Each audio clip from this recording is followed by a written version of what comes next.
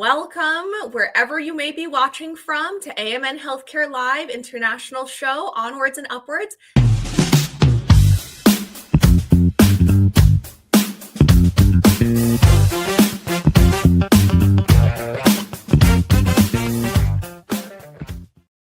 If you are joining us for the first time, welcome, welcome. This is Onwards and Upwards, where we discuss everything a global healthcare worker needs to know about living and working in the United States. I am your host, Danielle Friedman, coming to you live from sunny San Diego, California.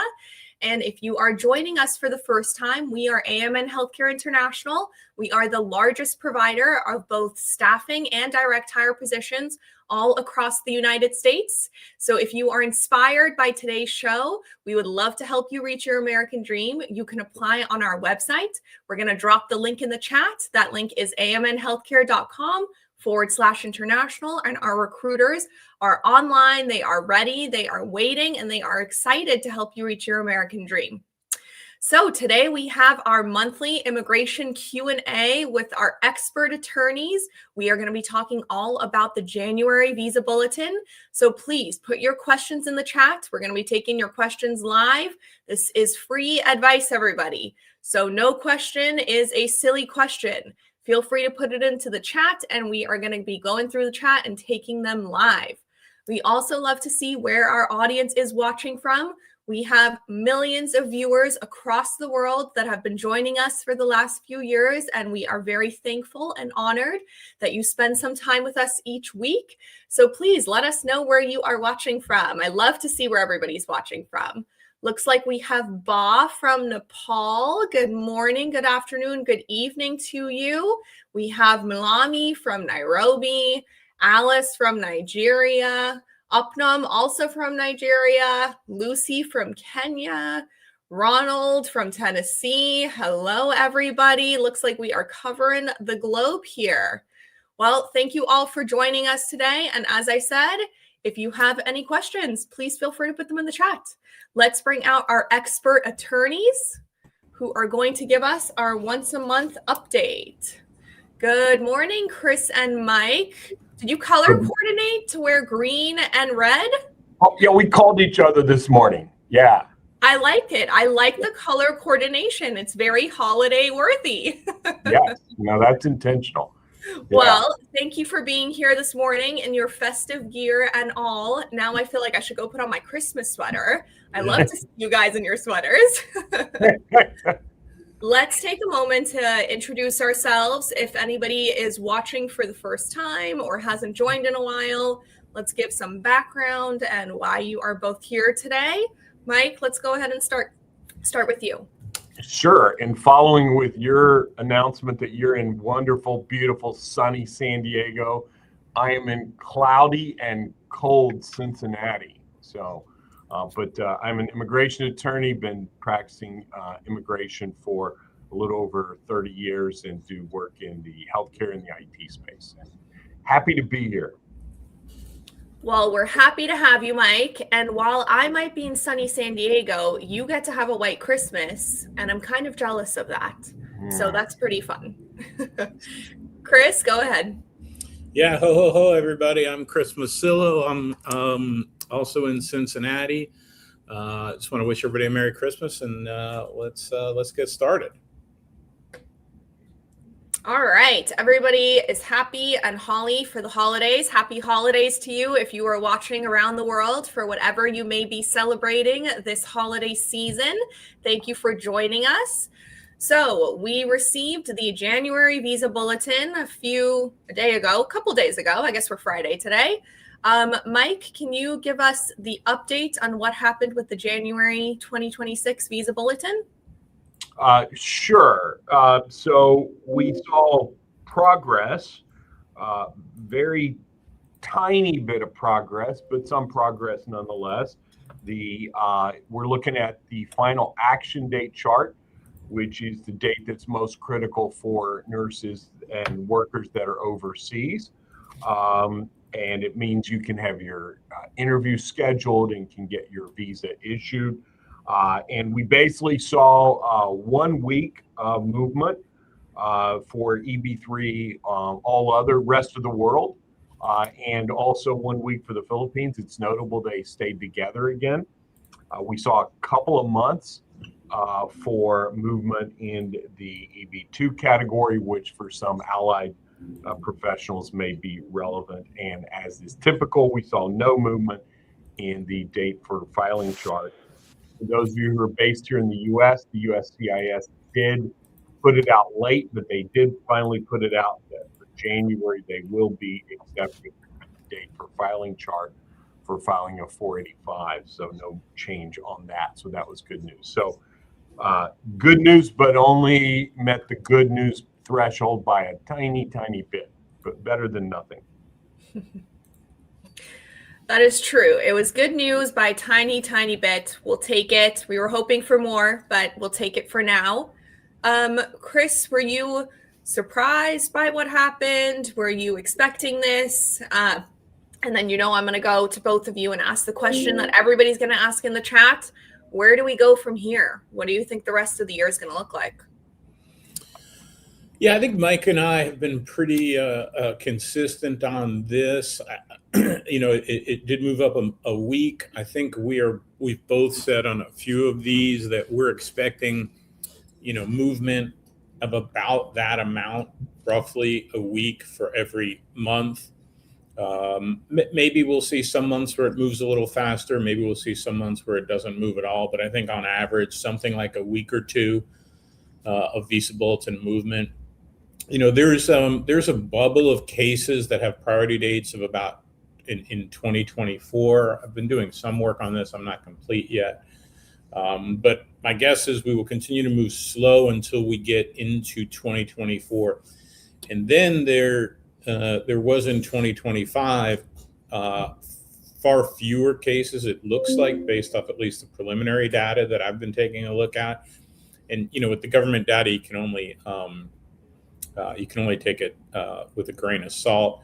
But there seems to have been quite a slowdown in I-140 filings in 2025. So I think until the Visa Bulletin moves forward into 2025, we'll continue, or at least into mid-2024, we'll continue to see this kind of movement. And then the other giveaway is the dates of filing. As Mike said, fortunately, this month, USCIS is allowing adjustments of status for priority dates up until July 1st, 2023. And typically, that dates of filing chart is a pretty good estimate as to where the Visa Bulletin will be next summer.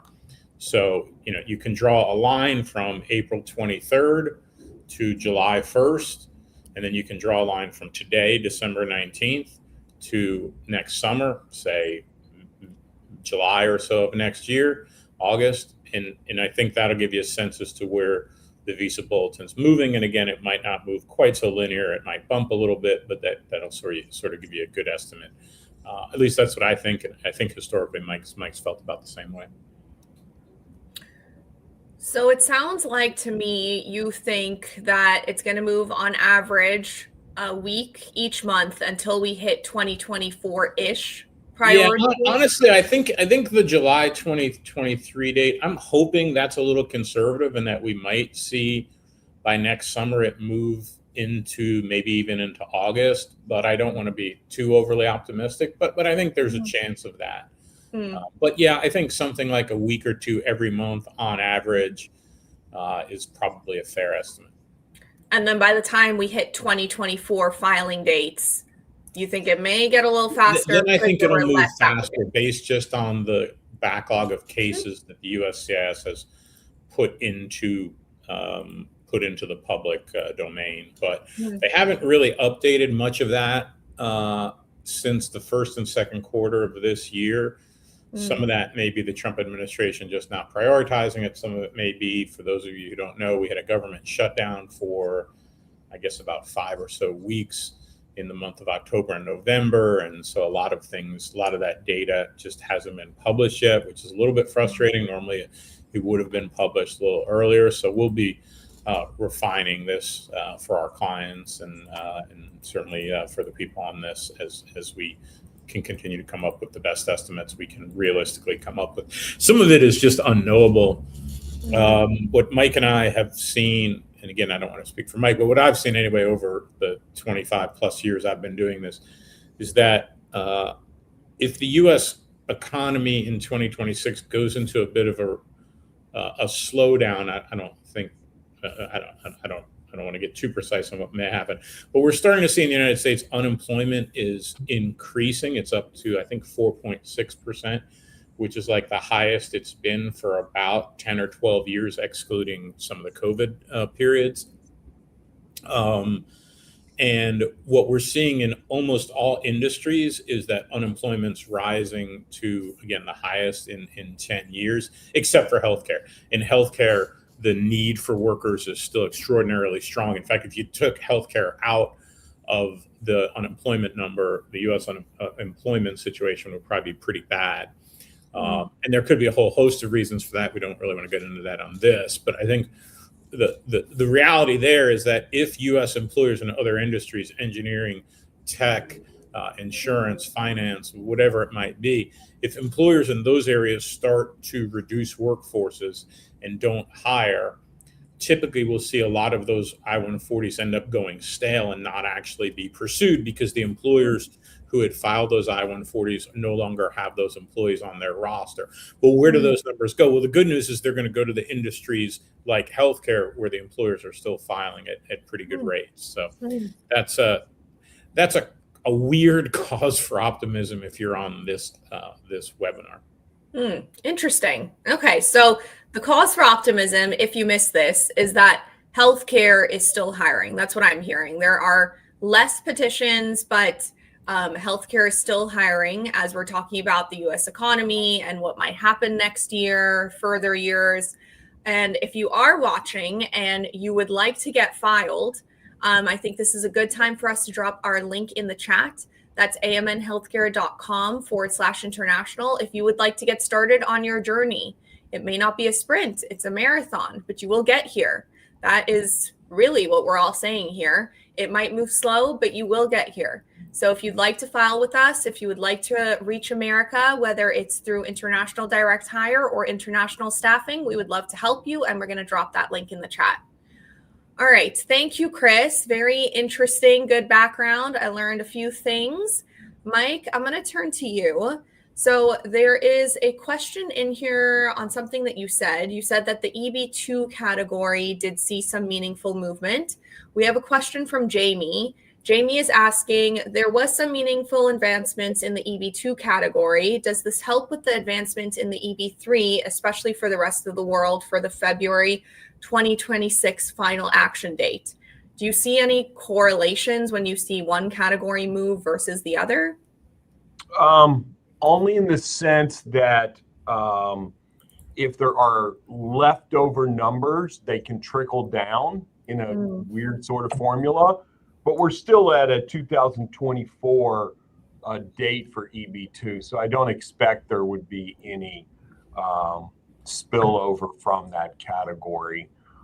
So I don't see any direct connection there. It goes to the overall softening of the market, which indirectly, as Chris just mentioned, has impact to EB3, but it's not direct in the sense of, well, EB2 moved faster, therefore EB3 is going to move faster next month. It doesn't work like that. Okay. Thank you for the information, Mike. Okay, so Chris, I want to turn to another topic. There's a question from Bacola about travel bans. So maybe you could speak a little bit on that. Bacola is asking, I have a very essential question regarding the travel ban. There's a partial travel ban on my country, Nigeria, and I have a visa interview in the London embassy scheduled in January, as I'm a legal resident in the UK. What is your advice? Do you think it's all right to go for the interview? So what is Bacola talking about, and who should be concerned about being affected? Right. So Trump has put in 2 travel bans. In fact, late breaking news. I don't know if there's any diversity visa holders out there, but apparently the Homeland Security overnight suspended all green cards for diversity visa holders. In any event, that's not totally the topic of this, but there's 2 travel bans out there, and I just want to start with the person who asked the question. I'll get into some of the travel ban stuff, but the two things I think I would say pretty confidently is one, you should talk to your immigration attorney about your specific case. The travel bans, as I'll talk about in a minute, they're country specific, and there's all sorts of waivers and exceptions. And so you definitely want to talk to your immigration attorney, number one. Number two, if you have an interview and it's not terribly inconvenient, I would go to the interview almost regardless, because there's almost no downside. If you go to the interview and you're not issued a green card, then maybe you've wasted a day. But if you are issued a green card, your life may be changing. We've also seen so I would, all things being equal, attend the interview. In any event, there's a list of I think a dozen countries back in the summer that had bans, and then they've added a number of countries since then, including Nigeria, some other countries that have been added. Let's see, I'm reading here: Angola, Antigua and Barbados, Benin, Ivory Coast, Dominica, Gabon, Gambia, Malawi, Mauritania, Nigeria, Senegal, Tanzania, Tonga, Zambia, and Zimbabwe. So that's almost all sub-Saharan African countries. It looks like maybe there's one Caribbean country in there. But, the travel bans in those countries don't appear that they have more liberal exemptions to them. So again, I can't really go through each country and what they are. This isn't the format for that. So, but I think, again, the general takeaways are, number one, talk to your immigration attorney. He or she's going to be the best person to give you specific advice about your case, because there are all sorts of exemptions, and some countries have different qualifications than other countries. And then number two, if you have an appointment and it hasn't been canceled, we have seen at our office quite a few visa interviews either canceled or delayed. So the government is acting on, for instance, these travel bans. But if your appointment is scheduled, again, unless it's terribly expensive or inconvenient, our general recommendation is that you should go. Okay, well, there you have it, Bacola. Some advice for you there, and good luck on your interview. Our fingers are crossed for you. Okay, Mike, we have a question from Winnie. So Winnie says, pending I-140 for 12 months, not with the company anymore. Can I join a new company and maintain my priority date? Okay, so first of all, priority date is not established by law until your case is approved. So if you file a new I-140 today with a new employer, you don't have a priority date to recapture. The only way you can recapture a priority date is to be approved. The pending I-140 that you have, I think, would depend upon whether or not you chose to leave that company or whether that company chose to abandon you. If you chose to leave that company, it is likely that that company will simply withdraw that I-140, and there'll be no reason for them to leave it pending. So in this situation, the way Winnie describes it, you can join a new company, but you're going to get a new priority date. I would reach out to, the immigration lawyer handling that I-140 and see if there is any options for you, depending upon your circumstances, as to why you left or why they left you, to see if there's something could be done. Okay, thank you, Mike. So what I'm hearing, and just want to make sure, you can recapture a priority date. So if somebody receives a rescinded offer, or if they are abandoned, whatever that may look like, they can recapture their priority date as long as it was approved. That's how you end up recapturing, correct? Yeah, that's the general rule. Now, if that employer withdraws the I-140 after approval, it will cancel that out for you unless it's been approved for more than 6 months. Many employers, however, do not withdraw I-140s. But if they do, 6 months is the magic mark.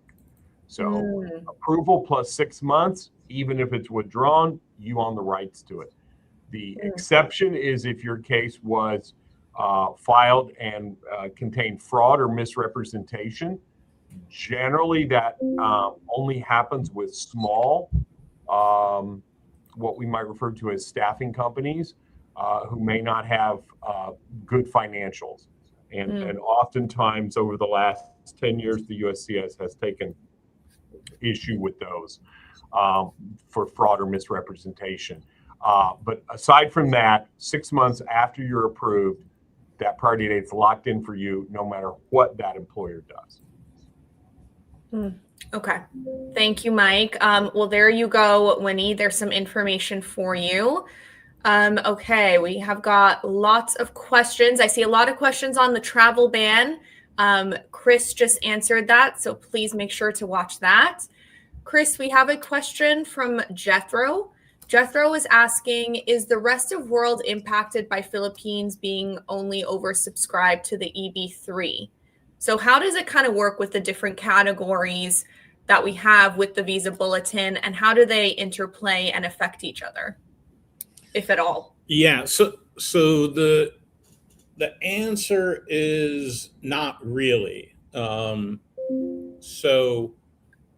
It's incredibly confusing, frankly. I'm not sure this is worth going through, but I'll try and go through it, because to some degree I've found over the years that nurses and other people, they get so in the weeds on this stuff that their anxiety goes up and they try to divine precisely which month their case is going to go. And I'm here to tell you at the beginning, if your case isn't, April, May, June, July, maybe August of 2023, if your priority date's not in that range, you should just assume this isn't happening and check back in a year and worry about it a year from now. In any event, there's 140,000 employment-based visas. 20,000 of those are reserved for what's called EB4 and EB5. The remaining, which is 120,000 visas, assuming those 10,000 aren't used in EB4 and EB5, are divided equally amongst EB1, EB2, and EB3. And if the EB1 does not use their 40,000, it flows to EB2 and so on down from EB2 to EB3.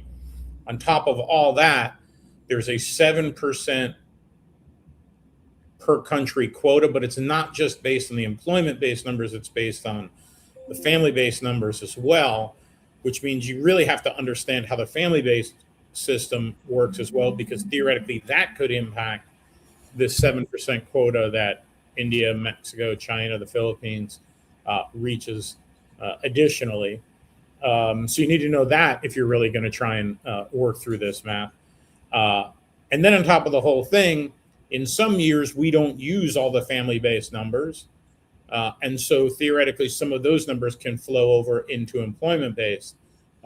That's not likely happening last year or this year, but it happened in pretty dramatic numbers in 2020 through maybe 22, or even into 2023. So again, so if you want to try and work through all that, I've at least given you the top line of it. Again, the math gets incredibly difficult because you also have to be able to figure out, number one, what the dependent ratio is, which is different for each countries, meaning that, for some countries, the average is one principal beneficiary and 1.2 derivative beneficiaries. In other countries, it's one principal beneficiary and only like 2/3 of a person in addition to that, which means many of the people who are coming in the United States aren't even married, much less having children. Therefore, those countries are using far left, and some of that's just demographically based on the demographics of that country and the demographics of that country who's immigrating to the United States. You need to know what the shrinkage rate is on a going forward basis. What's shrinkage rate? Shrinkage rate is the amount of I-140s that are approved but are not used because people either choose not to, or they move to a different country, or they delay, or they need to stay home to take care of a loved one.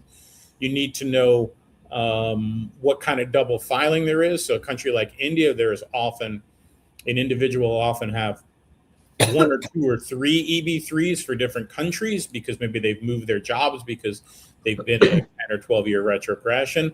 They may even also have some EB2s on top of that as well, which means even if they have three EB3s, they're ultimately not going to use. They also have two EB2s, and they're only going to use one of those.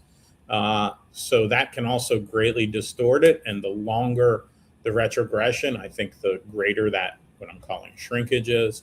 So again, trying to figure all this out, I think is absolutely not worth your time. What is worth your time is to say, if you have a priority date, April, May, June, July, maybe August of 2023, I think there's a pretty good chance in the next 10-ish months that you're able to come to the United States. If you have a priority date in the second half of 2023, maybe even into 2024, maybe next fiscal year, you're going to be able to come to the United States. And then, if you have a priority date, into 2024 and certainly at 2025, I think unfortunately it's going to be a few years. So I wouldn't get too focused on, is my date going to come current in August of 2027 or November of 2029? It's so far down the line. And all those other variables that I've just talked about are just going to make it extraordinarily difficult. Again, we do some modeling internally here. We're in the process of trying to back test our model to see just how good it is. But not knowing what the future holds makes it very difficult. Okay, thank you, Chris. That was very interesting. I learned a lot. I think if you were watching at home, and I'm kind of just watching the comments along here, I think a lot of that information can feel very overwhelming. And I think while it's helpful to be realistic about your timeline, it can feel a little bit scary and anxiety producing because maybe things are not moving as fast as you would like. And I do just want to say to those of you who are at home and watching along that you are doing the right thing by staying informed and up to date. This is not a sprint, it's a marathon, and you will get here eventually. If you've been watching along with us for a few years now, we say, control what you can control. Do what you can do in the meantime to make yourself a better nurse, to further your family, to prepare better. But you will get here. This is not something that is new. We have seen retrogression before. Chris and Mike have dealt with this before. AMN has dealt with this before, and you will get here. So please don't let the idea of waiting a few years scare you. It should excite you. There are many things that you can do while you are waiting to come here. So Mike, I want to ask you, what do you see a lot of nurse cases being processed? What do you advise your clients when we say, to control what they can control? What are some things that you're seeing that the nurses are doing in the interim to really better themselves, better their applications, better their nursing skills? Any advice there? Yeah, sure. So, the easy ones are the things that relate to immigration, which is like passing an English test, making sure your visa screen stays renewed, et cetera. But what I hear constantly or consistently from my clients is bedside work and using this time during retrogression or any other delay that we have right now to make sure that you are getting bedside experience so that you are better equipped to come to the U.S. and take that first job here in the U.S. And whether that means taking an assignment overseas, because there's not a bedside opportunity where you are. We now have a more definitive time frame. We may not like the time frame. Matter of fact, none of us do on this call, but we at least have a general idea as to what we're looking at. So there's not this uncertainty of, can I take a one-year assignment? I've got a priority date in late 2024. Should I take a one-year assignment? The answer is easy. Of course you can. It will not affect your case whatsoever because you're not going to be current in the next year. So I think that's the thing I hear the most is bedside work. That is definitely extremely important. We hear it from our clients every day. Current, recent experience is extremely important. We have a graphic that we're going to pull up, which shows you all the ways that you can make your application stand out. So now it is very, very important. The market is very competitive, and you want to make yourself stand out. You want to make yourself the most marketable you can. So we have created a handy list for you so that you can know some of the things that you can be doing to make yourself stand out before you apply and while you are waiting for your processing. So pass the NCLEX. That is your golden ticket. This is something that every nurse needs to do before you apply. It is how you get your application started, how you get your application filed. You need to pass the NCLEX. Your specialty. So think about what specialty you have right now and what skills can translate. What is in demand? Those are very important questions as you are talking to your recruiter. Current work experience in an acute care setting. This is what Mike was talking about. This is something that all employers are looking for right now and can definitely help you stand out in your application. Type of qualification and degree. So do you have the opportunity to better your degree, to move higher in the education system while you are waiting for your processing? Years of experience, type of hospital experience. This is something that all employers are looking at. So right now, while you may be processing, you have time to do this. You have time to gain experience, time to work in different settings, and make sure that you are getting that current work experience. And then, as Mike said, the English language exam pass. So I think this is something that gets overlooked, but it's extremely important and can really make your application stand out if you're able to pass that English exam early. So these are just a few ideas on how to make your application stand out and how to, what we call, wait wisely while your immigration process is processing. All right, so we have got lots of questions. We are almost at about the half of the hour. Chris, we're going to turn to you. So I see a question from Ryan. Ryan says, with the recent news that nursing is no longer a profession, will this change in a good way affect all international nurses who are dreaming of living in the United States? I think we may have talked about this on our last call. Maybe Ryan is talking about, I think there was a credit decision a couple of months ago. Chris, can you talk to this? Yeah, no, that's exactly right, Danielle. And this did get a lot of press. And here's the top line, which is this has no impact whatsoever on immigration. Essentially what happened is the administration they designate educational majors into a variety of different categories. And those categories have loan caps on them. So if a category is deemed a profession, a professional major, then U.S. young people can borrow more money than if it's in some of the other tiers. At least they can borrow as much money as they want, but the government will only guarantee payment up to certain amounts. And so what the administration did maybe 6-8 weeks ago is they declared nursing, along with a lot of other occupations like architecture and some of the allied health positions. They said that these positions are no longer professions, and therefore the amount that can be borrowed is a lower cap than it would be. But it has nothing to do with immigration. And we see this all the time in law. So for instance, we have something in immigration, this question comes up all the time.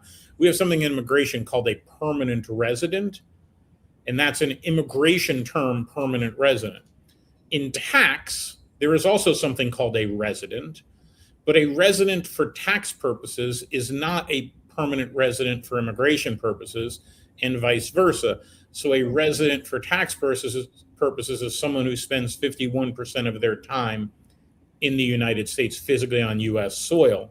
And so you can be a resident for tax purposes and not be a legal permanent resident for immigration purposes. And I think even vice versa, you could be a legal permanent resident of the United States and maybe not a resident for tax purposes. Same thing here. You can be a professional for immigration purposes and not be a professional for financial loan purposes, student loan purposes. So again, top line, this is nothing to be concerned about at all. I think any attorneys who are telling you it is don't really understand what the issue is. Okay, thank you, Chris. So Ryan, if you followed along, this does not affect how international nurses are coming into the United States. This is something to do with loans, and it is not affecting the immigration pathway. So that is good news for you.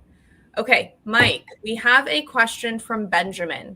So Benjamin says, Trump appears ready to shut down immigration entirely. Is EB3 actually safe, or are people being falsely reassured? So what is your thought here based on your many years of seeing immigration, changes to the EB3, and now a second Trump term? Yeah, no, I think that's a very good question. It's a very fair question. I'd like to give you some words of wisdom as to some answers I have, but the reality is that what he's doing right now is very knee-jerk reactions to a variety of things. As Chris mentioned, a diversity lottery program that was shut down overnight with a knee-jerk reaction to the individual that sadly killed people at Brown and also another professor. And that individual happened to have come to the U.S. under a diversity visa program several years ago. And so in Trump's mind, that created a connection. Therefore, the whole program's bad. I do believe that the latest travel ban is affecting, as Chris said, the EB3 category. Doesn't change. I would agree with Chris that if you have an interview, go to the interview, but I expect most interviews to be canceled. People have been reporting all day that they've been receiving notices of cancellations once that communication's out to the consulates. There's a couple things that I would say is number one, we continue to have a healthcare worker shortage in the U.S.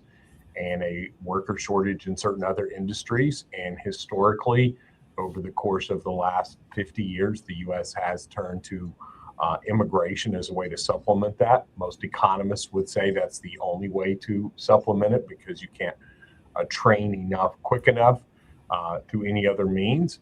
But is this road going to be, filled with hurdles over the next couple of years? I would say what we've seen so far is yes, it will. So if I am a nurse, say, from one of the countries that just got banned, I would almost look at this as another delay. And ultimately, you may have to decide how long will that delay last. Well, we've seen travel bans in the past that have not lasted very long, either because a court intervened or because Congress intervened or possibly because there's a change at the White House. There could be a variety of things, but it could also be in effect for several years. And if that's the case, you have to do what's good for your career, what's best for you and your family. And if that means, even if your priority date's current, talking to your petitioner, your supplier, your account manager, and saying, hey, we're going to take a 2-year assignment in Australia and we'll check back with you at the end of the 2 years and see if things are better.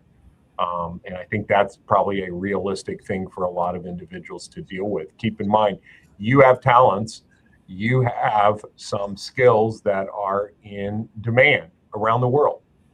And the U.S. is not the only place that may be interested in your skills.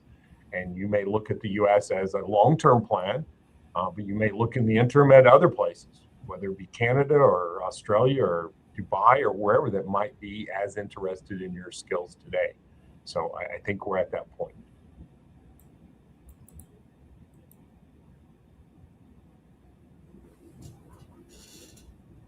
Right. Looks like we lost Danielle somewhere.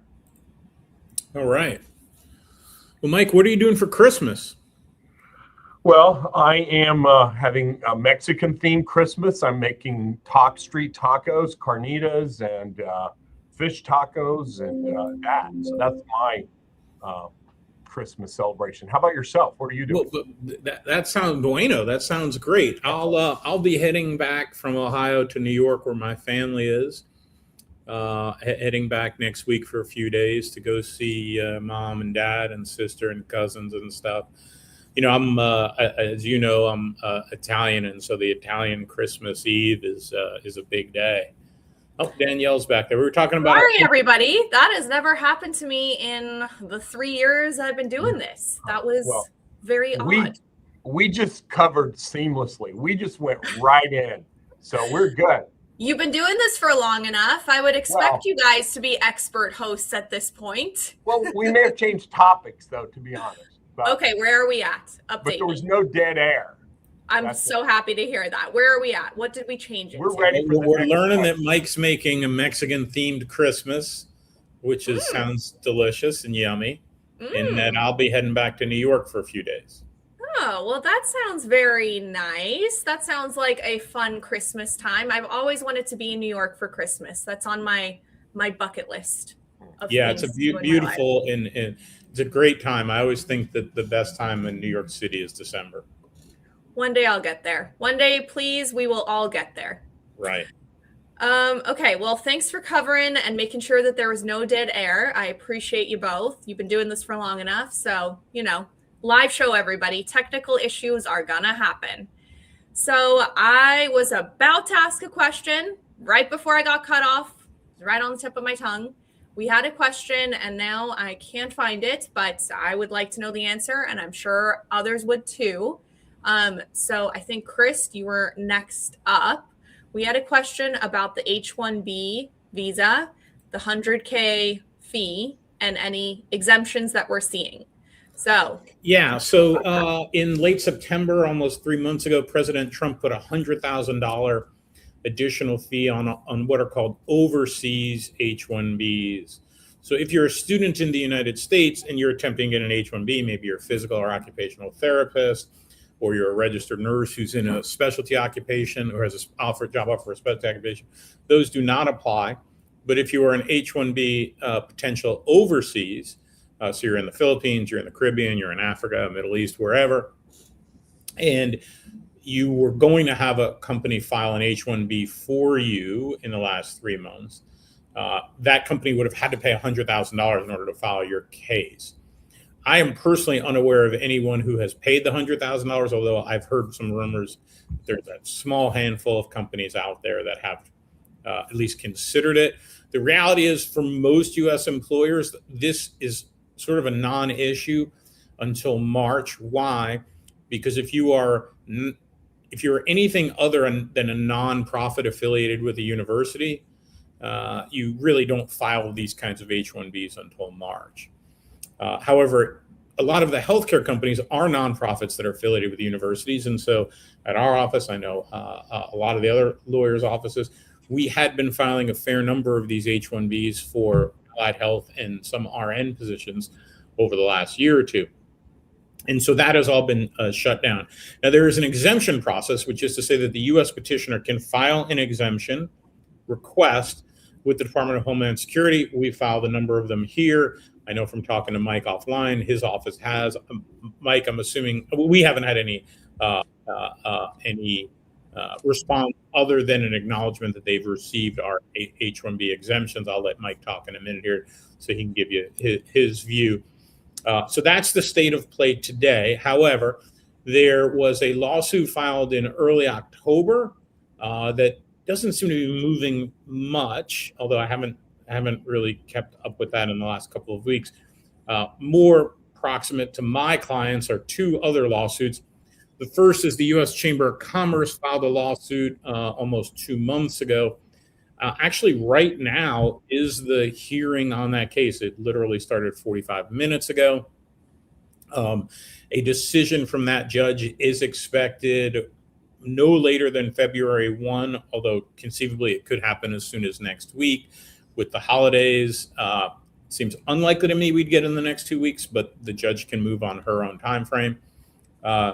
If that lawsuit is successful, and I think it's got a much better chance than even of success, that could reopen the door for H-1B nurses for a lot of these employers, more or less when that decision is reached. So we could be looking in a few weeks here that a lot of our employers are eligible to file H-1Bs. I don't want to get too much into that because it'll really come down to the order that the judge signs. And of course, it has to be successful. And then just recently, in the last 2 weeks or so, about half of the U.S. states, I think it's about 20 or 22 of the 50 U.S. states, have filed a lawsuit against the federal government, also looking to overturn the $100,000 fee, which is the basis or the request of the other two lawsuits as well. That one's looking for a very broad remedy, but it's in the early stages. It's only been, like I said, about 2 weeks. But if that one is successful, it would. So really, either of these other two lawsuits, again, the first one I haven't been following too closely, but if either of the other two lawsuits are successful, that would likely mean that we would be able to refile H-1Bs for some nursing positions and also the allied health positions, provided that those positions were being filed for what we call specialty occupation positions for employers that are nonprofits affiliated with universities. Okay, thank you, Chris. Interesting background. That leads me to a follow-up question I'm going to ask Mike. So, Mike, I know both you and Chris have filed some exemptions to this H-1B fee. I'm curious if you've heard anything back, or if you think you will even hear anything back before the cases that Chris was talking about are adjudicated. We have heard nothing back. The earliest one that we are able to confirm that was filed was on the 14th of October. So we're now a little past 2 months with no decision. As Chris mentioned, we've all had email confirmations, but no decision.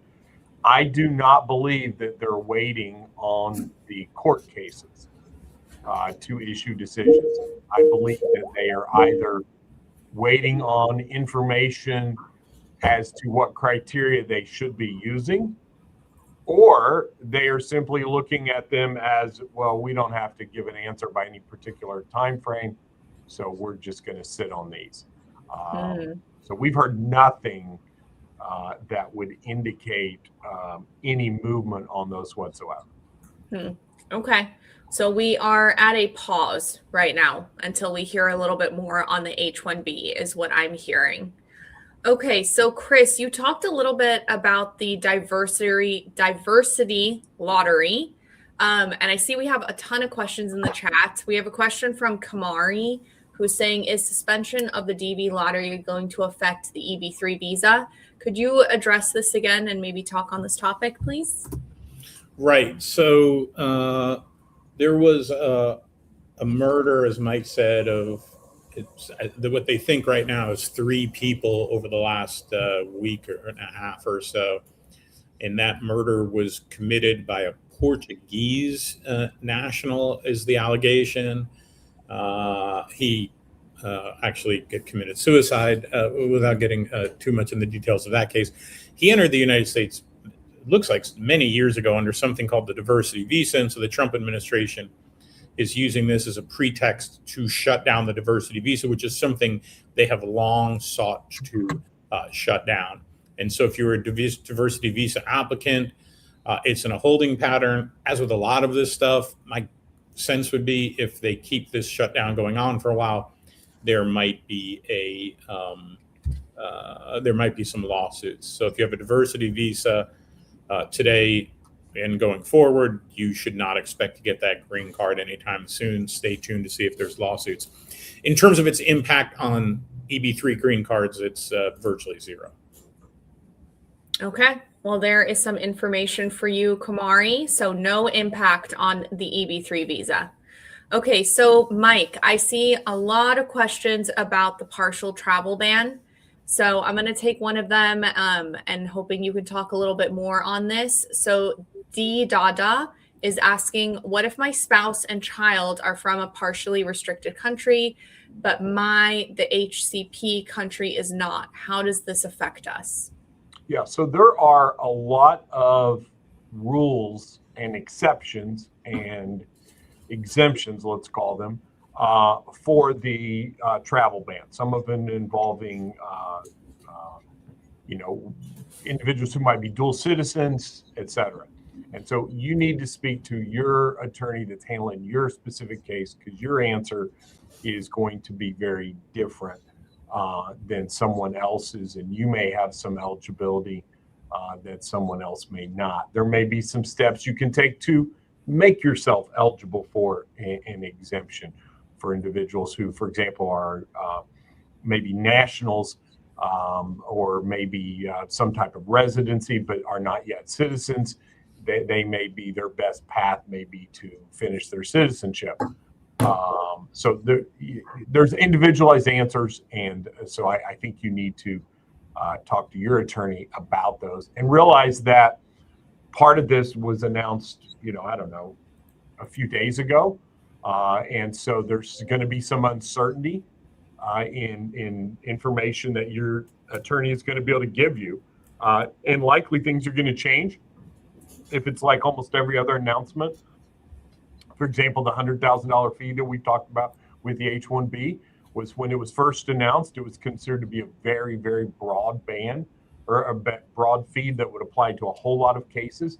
And over the course of, essentially 5 or 6 days, it got narrowed down significantly to only cover what we all now refer to as offshore or overseas H-1B cases. So that may not happen with the partial ban. So reach out to your attorney and see if having a spouse who's a citizen in another country will exempt you or will not. Okay, thank you, Mike. And thank you for your question, D-Dada. Good luck to all of you who may be affected by this partial restriction. Good luck as you continue your processing. As Chris and Mike said, please speak to your attorney and get some information from them. It sounds like things change pretty fast, so good to stay up to date and see where you stand.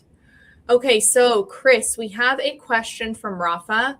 Rafa says EB3 skilled workers are also needed. Very true, Rafa. There's still a very high demand for international nurses, international allied healthcare professionals. And Rafa says these skilled workers are also needed and important. So why only move significantly in the EB2Q and not the EB3? I think generally it would be great to hear, why does retrogression happen? What are some of the reasons? What are some of the factors that we see such a slowdown? Yeah, so that's not really how it works. There's no one in Washington, D.C. who's choosing to move EB2 and not move EB3. There's just a quota. And so all the Department of State is doing is changing the priority date to say, okay, we need a few more and a few more and a few more, so that 140,000 visas will be used this fiscal year. So it's more of an algorithm that has been predetermined by Congress years ago. It's not a month-by-month deliberate choice by the State Department. Okay, thank you. And to take that a step further, generally, why is there this slowdown? What is retrogression and why are we in it? Why is it happening? Yeah, so there's 140,000 visas per year. There's more than 140,000 applicants. And so Congress has created what I'm calling an algorithm to decide which of the more than 140,000 will get the visas. And there's a number of inputs into it, one of which is, are you EB1, EB2, EB3, EB4, EB5? Another one is, what country are you from? And a third input is, when was your petition filed? And so the algorithm looks at those 3 data points. When was your petition filed? Are you EB1, EB2, EB3, EB4, or EB5? And what country is your country of birth? And it runs it through the algorithm. And then that tells you, or tells it, what date to produce the visa bulletin. So it's not a conscious choice. Those inputs are set by you, what country you're from, what EB qualification you qualify for, and what date your petition is filed, and what country you're from. Those are the 3 inputs. And then it just runs through essentially a software program to tell it which are the next month's worth of visas that should be granted visa interviews. Okay, so what I'm hearing is that retrogression is essentially that the supply of visas is much smaller than the demand for visas right now, and that's why there is a slowdown. Did I kind of fairly accurately state that, Chris? I think so, yeah.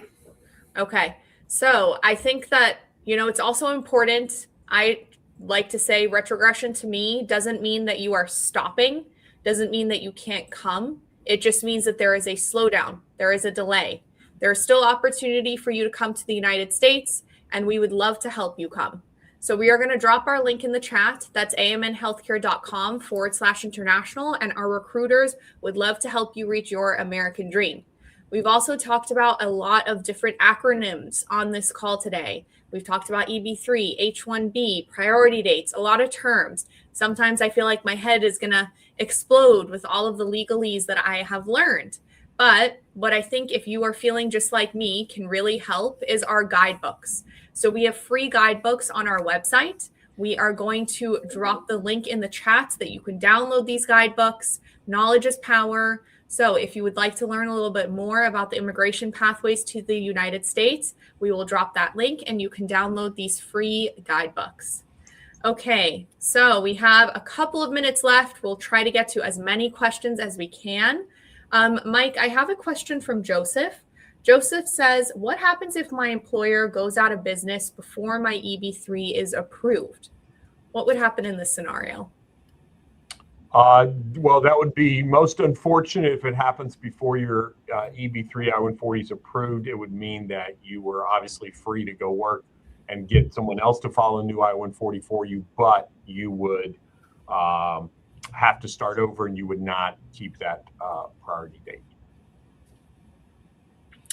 Okay, Joseph, there is an answer for you. Okay, we're going to try to get through as many questions as we can. So Chris, we have a question from Susie. Susie says, can I apply for a TN visa if I already had an EB3 visa? So we haven't talked about a TN visa. What is the TN visa, and is Susie eligible for applying for that if she already has an EB3 in process? Right. So a TN is only eligible for Mexican or Canadian citizens. By the way, there's a similar visa called an H-1B1 for Chilean citizens or Singaporean citizens. And there's a fifth visa that's somewhat similar called an E3, and that's for Australian citizens. In all 5 instances, Australia, Chile, Singapore, Mexico, and Canada, you can essentially get what's like an H-1B, except it doesn't matter. This $100,000 thing doesn't matter. There's some nuances to it. And the question is, can you file for a TN while you have a green card pending? And the answer is yes. Make sure you've got an attorney or someone who's experienced so that they do it the right way, because if they do it the wrong way, you will likely encounter some difficulties. Okay. Thank you, Chris, for that information on TN visas. I think we are almost at the hour, so we are going to pause here. Thank you to everybody who put questions in the chat. We very much appreciate your thoughtful questions and your time as you hear from us. And thank you so much, Chris and Mike, as always, for being on each month, giving your time and your advice. I learn something every time we do these calls. So thank you both very much. Chris, I hope you have a wonderful time in New York. And Mike, I hope you enjoy your delicious Mexican food. I will be at home entertaining 2 little kids. So that's my plans. Always fun. Yes. Well, thank you both so much for being here with us, and happy holidays to both of you. Yeah, Merry Christmas, Happy Hanukkah, Happy Holidays, Happy New Year, everybody. We'll see you in January. Yes, with hopefully good news. Exactly. Bye-bye now. Bye. Okay, so let's bring up our show schedule for next year, not even next month, everybody. I can't believe we're already December 2025. So next January 2026, we have 2 Onwards and Upwards shows scheduled for you, 7 a.m. California time. On January 16th, we're going to be doing our once a month immigration Q&A. And as Mike said, hopefully with good news for the February visa bulletin. And then we have our Onwards and Upwards show on January 30th, topic still TBD. We'll see what we have planned for the new year, something fun up our sleeves. We also have our AMN Academy shows. These are live shows that happen on a Monday at 6 a.m. at 6 a.m. California time, 5 p.m. Dubai, 9 p.m. Manila, with our partner 9.09er. And we have on the fourth Monday of each month, Dream Jobs with D. So make sure to check out that segment. We also have our American Dream photo contest. So this is very exciting.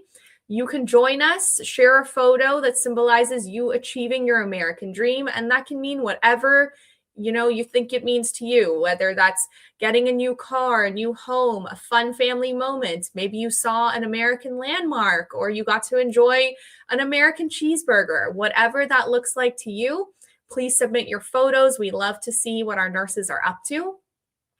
And we also have our referral program. So we are going to drop the link in the chat for this referral program, but you can refer a nurse and earn $1,000. There are a few qualifications that nurse needs to have NCLEX. That nurse also will be referred to our staffing arm under O'Grady-Payton. So if you know somebody, this is a great way to earn some extra holiday cash. You can get your unique referral link and then refer a friend by clicking on the link in the chat. So thank you, everybody, for joining us today. Thank you so much for your thoughtful questions. I hope that everybody has a happy and healthy holiday season, whatever you may be celebrating. And from the AMN family to you, we wish you a Merry Christmas, a Happy Hanukkah, Happy Kwanzaa, whatever you may be celebrating, or maybe it's just happy holidays and some time to spend relaxing and resting with your family. Thank you for joining us, everybody, and we will see you in January of 2026. Bye-bye, everybody. Onwards and upwards.